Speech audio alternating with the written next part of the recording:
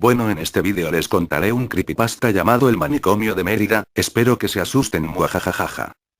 En la ciudad de Caracas, Venezuela, vivía hace un tiempo un joven periodista, el cual trabajaba haciendo reportajes para un periódico. El joven llamado Carlos, de 32 años, tenía una familia muy unida, una esposa y su única hija de 7 años de edad.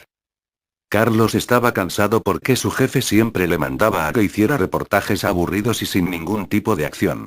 Un día su jefe lo llamó y le dijo que tenía que hacer un reportaje en la ciudad de Mérida sobre una agencia de turismo cultural. Carlos, al darse cuenta de que era otro de los reportajes aburridos que siempre le mandaban, le comentó a su jefe que existía un manicomio abandonado allá mismo en Mérida y que, según la gente, actualmente se estaba utilizando para almacenar drogas para luego venderlas, así que le dijo que si podía hacer un reportaje sobre eso en vez de hacerlo sobre la agencia de turismo. El jefe se quedó pensándolo un instante y accedió a que Carlos fuera a Mérida e hiciera el reportaje del manicomio. Esa tarde Carlos llegó a su casa, saludó a su mujer y a su hija y mientras almorzaban les comentó que tenía que ir a Mérida a hacer un reportaje, pero Carlos no les dijo que era sobre un manicomio porque sabía que no estarían de acuerdo, así que les dijo que era sobre una agencia de turismo y que volvería en menos de una semana. Esa misma tarde, Carlos empacó su maleta, agarró sus cosas y se despidió de su hija y de su mujer, la cual antes de que él se fuera le regaló una grabadora muy pequeña que cabía en la palma de su mano. Carlos la guardó en su bolsillo y tomó las llaves del carro para partir hacia Mérida. En el camino hacia la ciudad andina todo parecía normal. Carlos iba a una velocidad media muy tranquilo. Se hizo de noche y ya eran las 7:00 p.m. Y Carlos ya iba a llegar a hospedarse para a la mañana siguiente ir a investigar.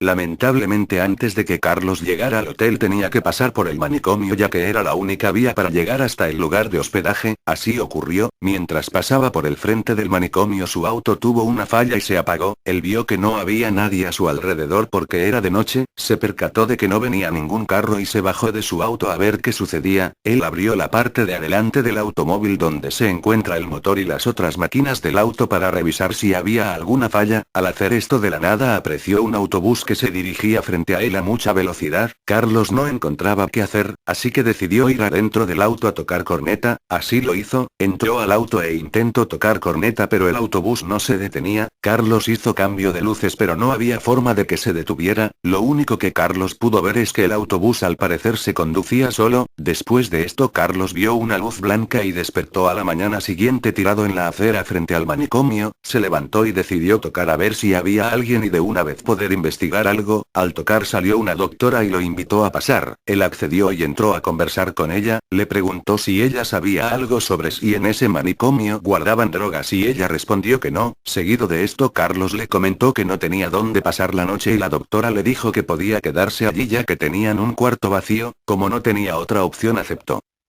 En la noche le tocó dormir en un cuarto junto con otro señor de mayor edad, el cual le decía que se fuera, que no se quedara. Carlos no entendía el porqué de esto así que no le prestó atención. Al intentar dormir él escuchó muchos gritos de torturas pero al final pudo descansar. A la mañana siguiente Carlos se disponía a irse y cuando quiso hacerlo la doctora le dijo que se podía quedar más tiempo y así conversaban más. Llegó la noche y Carlos aún estaba allí. Mientras todos dormían intentó salir y no pudo porque la puerta estaba cerrada, así que volvió a pasar la noche allí.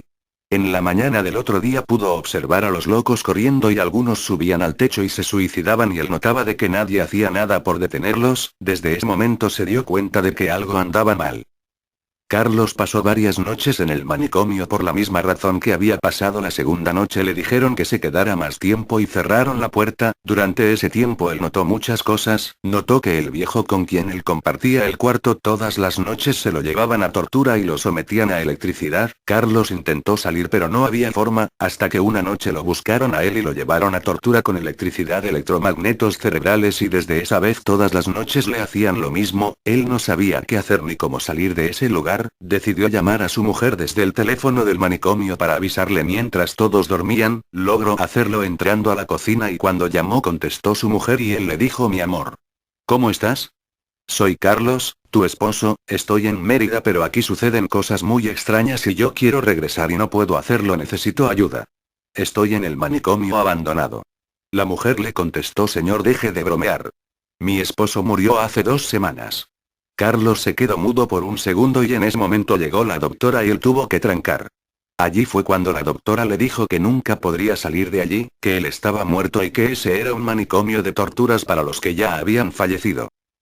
Desde ese momento nadie nunca más volvió a saber más de Carlos y nadie se atrevió a ir a ese manicomio a investigar nada. Se dice que todo el que pasa por el frente a ese lugar de noche escucha gritos de dolor y lamentos.